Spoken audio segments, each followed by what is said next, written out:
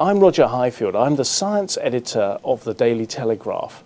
Now, words mean everything to me, but now I'm going to have the speech area of my brain turned off with a giant magnet. Humpty Dumpty sat on a wall. Humpty Dumpty had a great fall. All the king's horses and all the king's men couldn't put Humpty together again. Humpty Dumpty sat on a wall. Humpty Dumpty had a great fall. All the king's horses and all the king's men couldn't put Humpty together again. That may have looked like a strange party trick, but it's actually part of a serious research project conducted by Prof Vince Walsh in a basement lab at the Institute of Cognitive Neuroscience in London.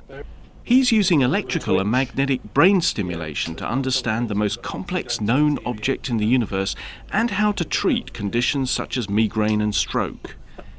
Just to show the power of the magnetic fields passing through my scalp, and that this wasn't a trick, this is what it did to our videotape, even though it was positioned a few metres away. Really Star Trek-y. Yeah, with very left eyebrow twitch. It's hard to see because of the interference, but here I could still sing a nursery rhyme, even when he disabled my language centre, because singing depends on the other side of the brain. Okay. Humpty Dumpty sat on the wall. Humpty Dumpty had a great fall. All the king's horses and all the king's men couldn't put Humpty together again. I felt a bit apprehensive during this intriguing demonstration, but Professor Walsh thinks nothing of tinkering with his own brain for the sake of science. Jack and Jill went up the that's great. As researchers from around the world are about to gather to discuss the latest results, he told me about the remarkable potential of brain stimulation.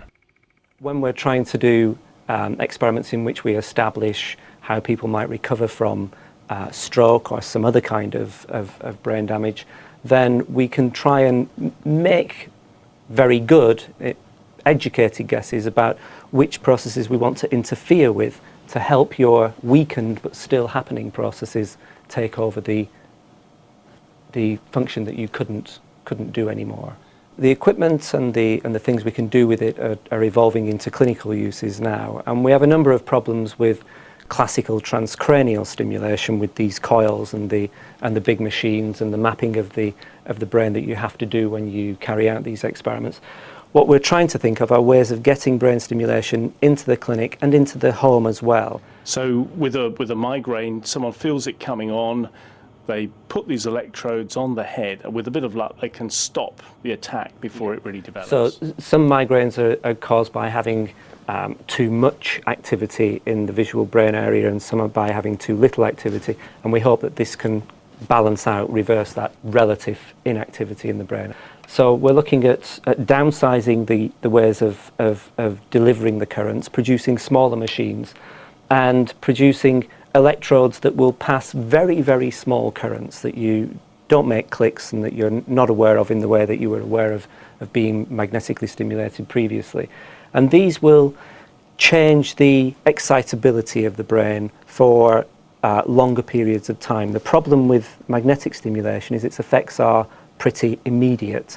You said for a few milliseconds, but then you passed on to the rest of the nursery rhyme. You were fine. With this, we can change the way that the brain is able to be sensitive to tasks for tens of minutes, up to 90 minutes afterwards. And we think that might be much more valuable in a clinical setting. Jack and